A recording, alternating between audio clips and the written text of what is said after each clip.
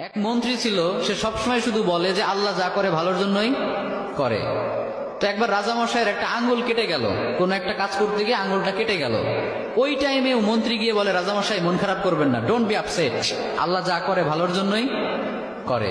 এবার রাজামশাই তো রেগে গেছে যে এতদিন একা একা বকবক করতে কিছু বলি নাই, আমার আঙ্গুল কেটে গেল, এখানে ভালোর কি আছে?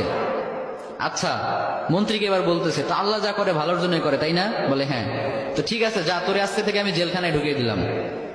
আল্লাহ যা করে ভালোর জন্যই করে, তার মানে জেলে যাওয়াটাও তোর জন্য ভালো। ঠিক আছে, যা, তোর মন্ত্রিত্বও কেড়ে নিলাম, জেলখানায় ঢুকিয়ে দিলাম। মন্ত্রী এবারও বলে, সমস্যা নাই, আল্লাহ যা করে ভালোর জন্যই করে। তো এবার রাজামশাই আরেকটু রেগে গেছে যে পানিশমেন্ট দিতে চাইলাম, উল্টো দিকে আমাকে নিয়ে ঠাট্টা করে, ভালো লাগতেছে না, কি করবে? রেগে মেগে কয়েকটা লোক নিয়ে, তার সাঙ্গপাঙ্গ যারা আছে ওদেরকে নিয়ে জঙ্গলে চলে গেছে শিকার করার জন্য। কি করার জন্য? পশু শিকার করার জন্য। তো পশু শিকার করছে করছে, ইন দ্য মিন টাইম কয়েকটা লোক তাদের উপর হামলা করলো। এরা হলো জঙ্গলি মানুষ, এদেরকে কি বলে? জঙ্গলি মানুষ, বুঝতে পারছেন? মানে এরা জঙ্গলি, ওদের উপর হামলা। এই হামলা দেখে বাকি যারা ছিল রাজামশাই বাদে সবগুলো ভৌদৌড়, এক ধরে পলাই।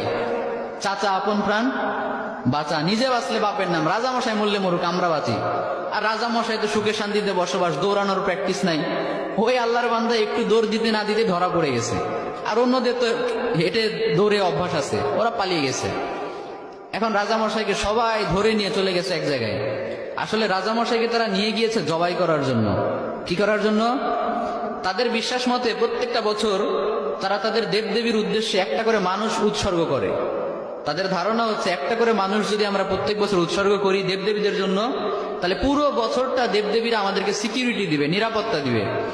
তো ওই কারণে রাজামশাইকে নিয়ে গিয়েছে, শুয়ে দিয়েছে, জবাই করবে। এখন যেই না জবাই করতে যাবে, ইন দ্য মিন টাইম একজন চিৎকার করে উঠে বলে, স্টপ, থামো, একে দিয়ে হবে না। কেন, কি সমস্যা? বলে, খেয়াল করে দেখো, এর একটা আঙ্গুল কাটা। সুবহানাল্লাহ পড়বেন না?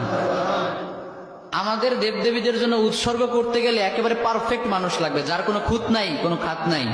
এই লোকের তো একটা আঙ্গুল কাটা, একে দিয়ে আমাদের কাজ হবে না, ওকে ছেড়ে দাও। সুবহানাল্লাহ পড়েন। রাজামশাইকে ছেড়ে দিল। রাজামশাই খুশিতে এক দৌড়ে এসে জেলখানায় এসে মন্ত্রীকে বলে, মন্ত্রী মশাই, আপনি ঠিকই বলছিলেন, আল্লাহ যা করে ভালোর জন্যই করে। কিন্তু একটা জিনিস আমি এখনো বুঝলাম না, আমার আঙ্গুল কাটার কারণে না হয় আমি বেঁচে গেলাম, তার মানে আল্লাহ যা করে ভালোর জন্য করে, বুঝলাম। তা আপনাকে যে জেলখানায় দিলাম, এখানে আপনার কি ভালো, এটা তো বুঝলাম না। মন্ত্রী মশাই বলে, রাজামশাই এখনো বুঝেন নাই? আচ্ছা বলেন তো, আমি যদি আজকে জেলে না থেকে বাইরে থাকতাম, আপনি শিকার করতে কাকে নিতেন সাথে? বলে, তোমাকেই তো নিতাম। তো আমি যদি আপনার সাথে যেতাম আর আমাদের উপর